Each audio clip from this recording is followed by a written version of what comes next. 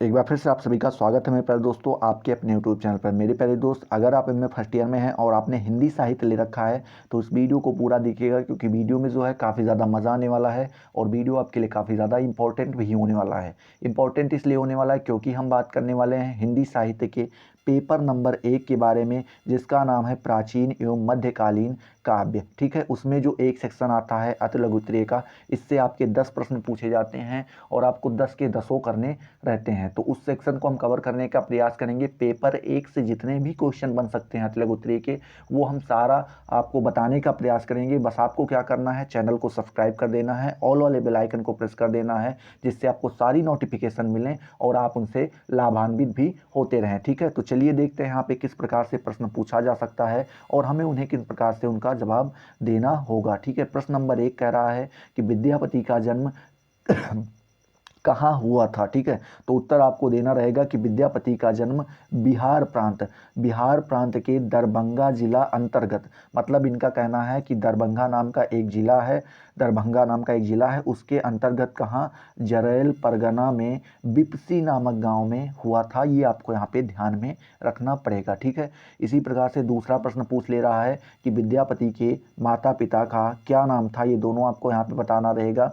तो यहाँ पे जो इनके पिता का नाम था वो क्या था, गणपति ठाकुर था, और माता का नाम गंगा देवी या फिर गंगो देवी था। ठीक है, तीसरा नंबर प्रश्न इसी प्रकार से पूछ ले रहा है कि विद्यापति के पिता किसके राज सभासद थे। राज सभासद का मतलब समझ रहे होंगे, किसके सभा में जाकर के कौन से राजा ऐसा थे जिनके सभा में ये बैठा करते थे।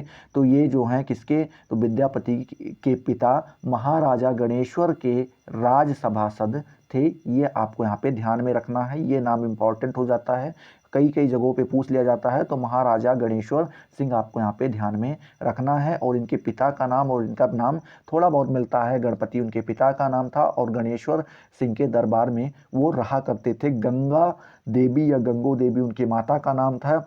और बिहार प्रांत के दरभंगा जिला के अंतर्गत जरलैल परगना के बिपसी नामक गांव में उनका क्या हुआ था, जन्म हुआ था। ये आपको यहाँ पे ध्यान में रखना होगा। ठीक है, चौथा नंबर प्रश्न इसी प्रकार से पूछ ले रहा है कि विद्यापति के पितामह और प्रापितामह के नामों का उल्लेख कीजिए। तो विद्यापति के पितामह और प्रापितामह का क्रमशः कौन कौन थे, तो उनके पितामह थे जयदत्त योगेश्वर और प्रापितामह कौन थे, वीरेश्वर।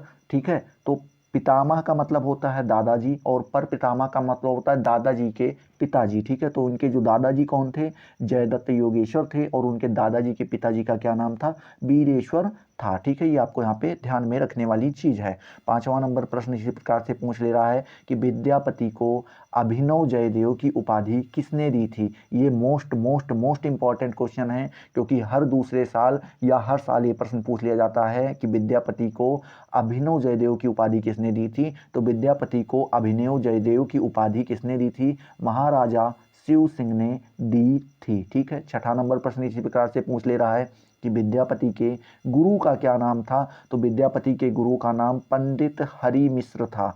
क्या था, पंडित हरि मिश्र था। ये आपको यहाँ पे ध्यान में रखना चाहिए। ठीक है, सातवां नंबर प्रश्न इसी प्रकार से पूछ ले रहा है कि विद्यापति के प्रमुख आश्रय दाताओं के नाम बताइए। मतलब कौन कौन से ऐसे लोग थे जिन्होंने विद्यापति को आश्रय दिया, उनके नाम यहाँ पे आपको क्या करने रहेंगे, उल्लेख करने रहेंगे। तो विद्यापति के प्रमुख आश्रय दाताओं के नाम निम्नलिखित हैं। पहले आप देख पा रहे होंगे कौन से, शिव सिंह, दूसरे पदम सिंह, तीसरे हरि सिंह, चौथे दर्प नारायण सिंह, और पांचवें धीर सिंह, छठवें भैरव सिंह, और छठवें कौन से, लधिमा देवी तथा विश्वास देवी। ये इतने लोग इनके कौन से आश्रयदाता थे। ठीक है, आठवां नंबर प्रश्न इसी प्रकार से पूछ ले रहा है कि विद्यापति के परिजनों का नाम उल्लेख कीजिए। ठीक है, क्या उनके परिजन मतलब उनके पति पत्नी, पुत्र पुत्री, पुत्र वधू, इनका नाम आपको यहाँ पे बताना रहेगा, उनकी फैमिली का नाम आपको यहाँ पे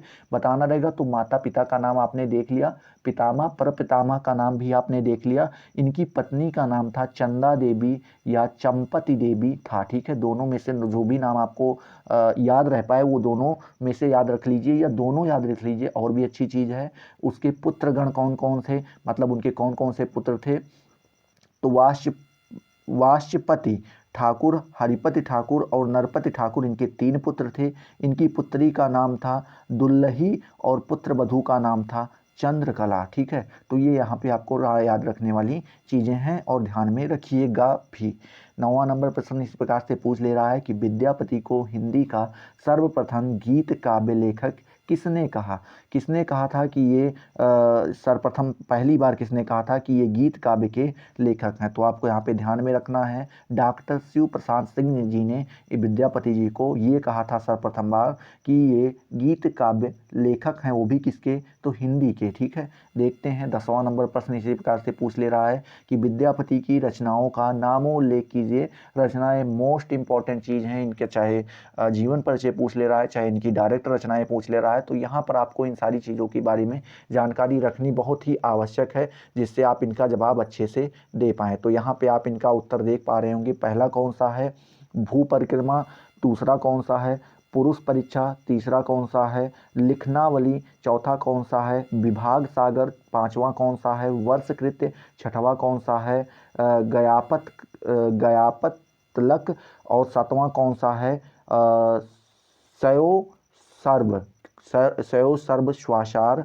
ठीक है, और आठवां कौन सा है, प्रमाणभूत पुराण संग्रह, और आठवां कौन सा है, गंगा काव्यावली, नौवां कौन सा है, दान काव्यावली, 10वां कौन सा है, दुर्गा भक्ति, और 11वां कौन सा है, तरंगड़ी, और 12वां कौन सा है, कीर्ति लता, और 13वां कौन सा है, कीर्ति पताका, और 14वां कौन सा है, पदावली। ये इनकी 14 रचनाएं यहाँ पे आपको दी गई हैं। 14 में से आप कम से कम कुछ नहीं तो 5 मिनिमम याद रख लीजिए। उसके बाद अगर आपको नहीं याद हो रहा तो कोई भी घबराने की ज़रूरत नहीं, लेकिन कम से कम 5 याद रख लीजिए। अगर आपको 14 के 14 भी याद हो जाए तो वो तो और अच्छी बात है। ठीक है, 11वां नंबर प्रश्न आपसे पूछ ले रहा है कि विद्यापति को किसने वैष्णव चूड़ामणि कहा था। तो यहाँ पे आपको ध्यान में रखना है, बाबू ब्रजनंदन सहाय ने इनको क्या कहा था, वैष्णव चूड़ामणि के नाम से इनको पुकारा था। 12वां नंबर प्रश्न बोल रहे हैं कि किन विद्वानों ने विद्यापति को वैष्णव माना है। कौन कौन से ऐसे विद्वान हैं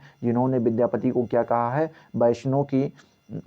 वैष्णव माना है। तो उत्तर आपको देना रहेगा। पहले कौन से हैं, डॉक्टर विमान बिहारी मजुमदार, दूसरे कौन से हैं, डॉक्टर खगेंद्र नाथ मिश्र, तीसरे कौन से हैं, डॉक्टर गिरियशन, और चौथे कौन से हैं आपके, डॉक्टर श्याम सुंदर दास, पांचवें कौन से हैं, बाबू ब्रजनंदन सहाय, और ये बहुत सारे हैं विद्यापति को क्या मानते हैं, वैष्णव मानते हैं। ठीक है, 13वां नंबर प्रश्न इसी प्रकार से पूछ ले रहा है कि किन विद्वानों ने विद्यापति को शैव माना है। जैसे अभी तो आपने देखा कि किन किन लोगों ने इन्हें वैष्णव माना है, कुछ विद्वान ऐसे भी हैं जो इन्हें शैव मानते हैं। तो वो कौन कौन से हैं, नागेंद्र नाथ गुप्त जी हैं, कौन से हैं, शिवनंदन ठाकुर जी हैं, राम वृक्ष बेनीपुरी हैं। विद्यापति को ये तीनों लोग क्या मानते हैं, शैव मानते हैं। ठीक है, 14 नंबर प्रश्न इसी प्रकार से पूछ ले रहा है कि विद्यापति को पंचदेवोपासक किसने माना है। पंचदेवोपासक उपासक किसने माना है। तो विद्यापति को महामहोपाध्याय हर प्रसाद शास्त्री ने इनको क्या पंचदेवोपासक के रूप में माना है। ठीक है, आखिरी आज का आखिरी प्रश्न और 15वां प्रश्न 15-15 करके कवर करने का प्रयास करेंगे, आपको घबराहट भी नहीं होगी। चलिए 2 और कर दे रहे हैं, 17 कवर कर ले रहे हैं, तो 17 कवर करने का प्रयास करेंगे और ये कोशिश करेंगे कि 5 से 6 वीडियो में आपके सारे अति लघु उत्तरीय प्रश्न समाप्त कर लिए जाए। 17 क्वेश्चन ऐसे हैं ये आपके लिए इंपॉर्टेंट जो आप 17 मिनिमम याद कर सकते हैं एक दिन में। ठीक है, दूसरी वीडियो आपको कल मिलेगी, उसमें भी ऐसे ही 17 दिए जाएंगे, 17 ऐसे 4-5 वीडियो में आप इनको अच्छे से लर्न कर लीजिएगा। विद्यापति को किसने एकेश्वरवादी माना है। एक ईश्वर का मतलब होता है जो एक ईश्वर को मानता हो उसको। तो डॉक्टर जगन्नाथ मिश्र ने विद्यापति को एकेश्वरवादी माना है। किसने माना है, तो डॉक्टर जनार्दन मिश्र, सॉरी यहाँ पे जनार्दन मिश्र लिखा हुआ है, माय मिस्टेक, गलती हो गई पढ़ने में थोड़ा बहुत। तो चलिए 16वां नंबर प्रश्न क्या कह रहा है, किन विद्वानों ने विद्यापति को आस्तिक हिंदू कहा है। आस्तिक का मतलब होता है जो भगवान में विश्वास करता हो, जो देव को मानता हो, जो ये मानता हो कि भगवान है।